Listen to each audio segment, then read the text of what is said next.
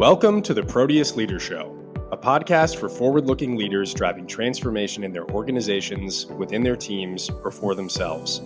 Your host today is a senior leader at Proteus International, a firm that partners with companies around the world to make true transformation easier through change consulting, leadership development, and executive coaching.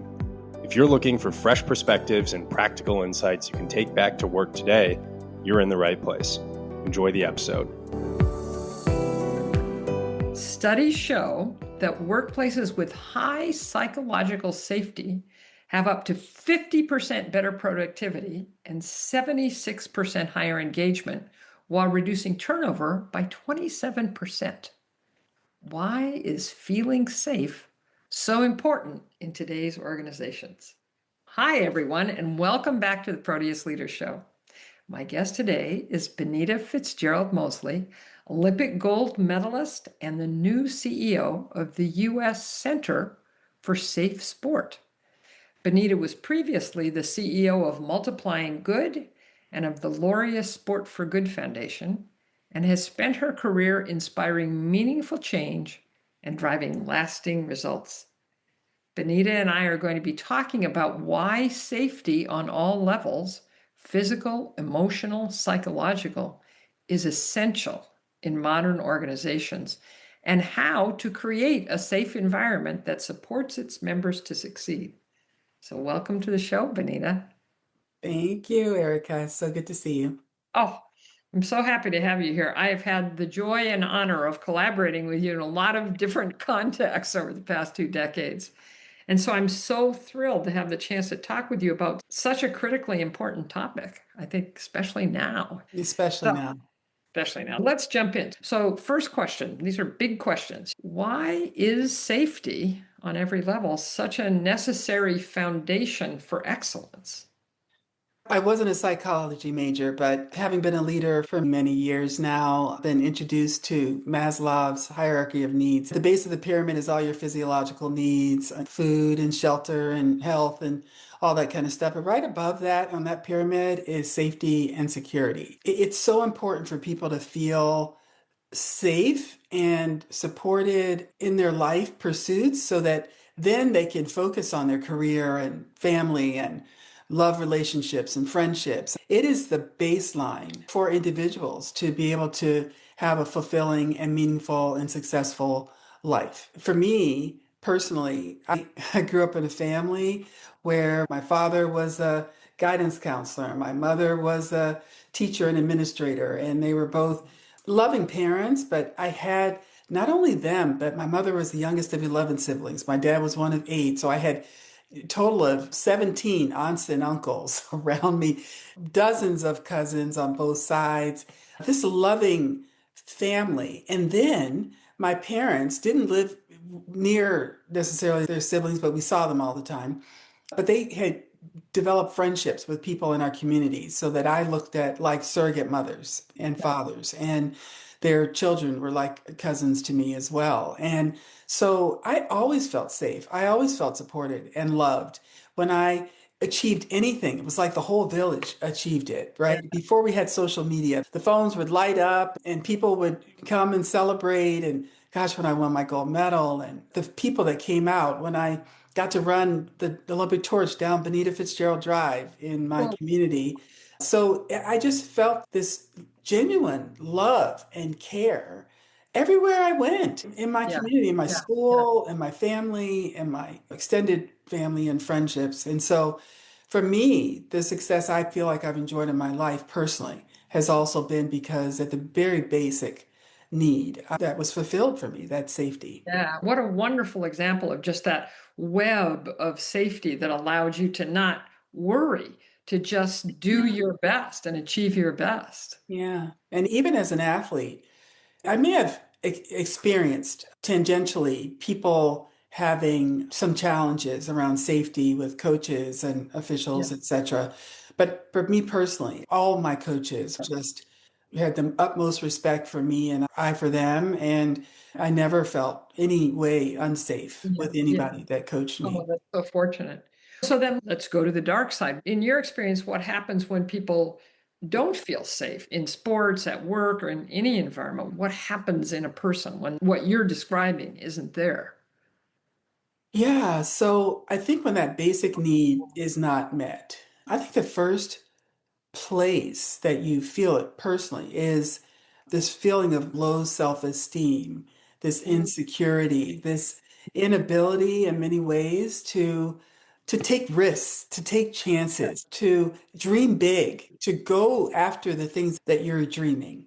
People talk about imposter syndrome a lot. People talk about low self-esteem means friction and trouble. My husband told me that years ago, and it sticks with me, that oftentimes we encounter bosses or colleagues or friends who lash out at Yeah, people who are not nurturing and supportive and providing that safe environment for other people because they in turn are not feeling safe and yeah, supported. And yeah. so I think it comes out in all kinds of different ways, but I think the first place it starts is that self-esteem and self-confidence or the lack thereof.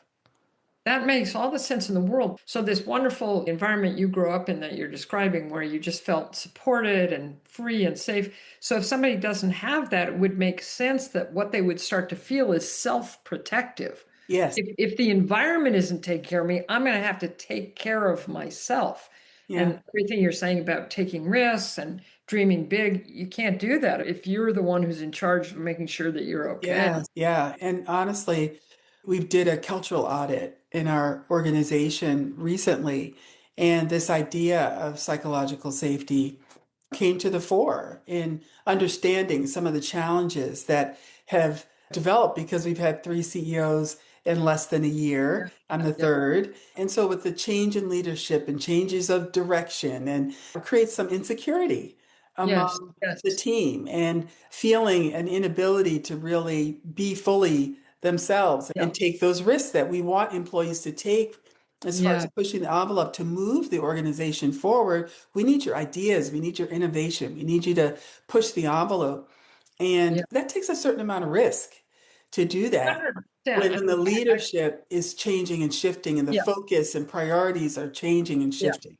And in that situation where sometimes that can't be avoided, and also in situations where even if people are around for a long time, they're not creating that kind of safe environment that you're talking about.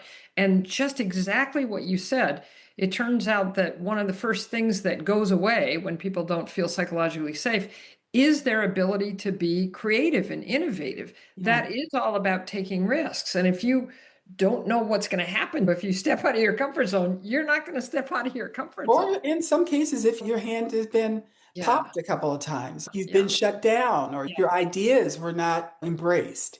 And yeah, so that tells you, okay, don't go there, stay small, don't rock the boat.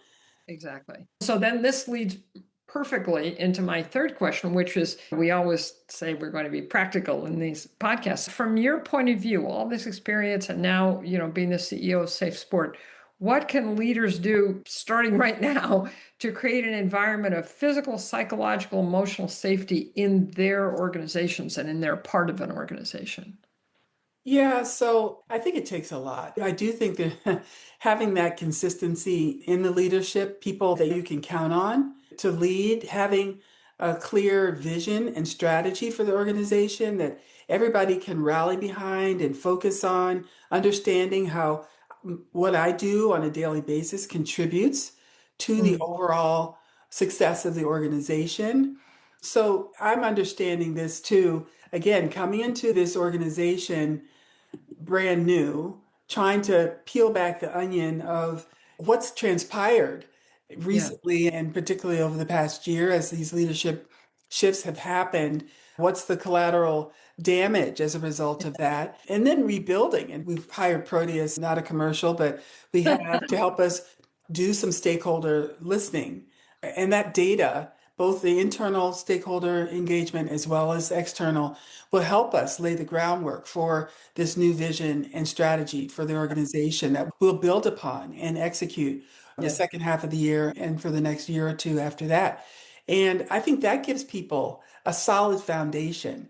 And then on yeah, top of that, SafeSport has grown exponentially fast. It was created by a statute in 2017, so by federal law. And so it's been 9 years since we've been in existence, and went from a couple of employees to now 150 employees, went from a couple of hundred reports of emotional, physical, or sexual abuse in Olympic and Paralympic sports. So we oversee the 13 million participants in those sports and organizations, from 200 reports to last year 9,000 reports. That's less than 1,000 a month, right? 9,000 in 2025. We are averaging now over 1,000 a month in 2026. So on track to potentially have 12,000 reports by the end of this year. So you can see this rapid growth that's happening. Yes. And so understanding that we as an organization are just changing and maturing so much. And so hiring people, new people, elevating people into roles, but without necessarily having all the requisite management training and leadership training. And so now I think for organizations ensuring, young like we are, or more mature, that as you hire and promote people, ensuring that you have a common philosophy around leadership and management, that you train people against that. You hold people accountable for how they behave, not just how well they execute their jobs, but how well they treat their employees, how well they interact with their colleagues and even their managers, right?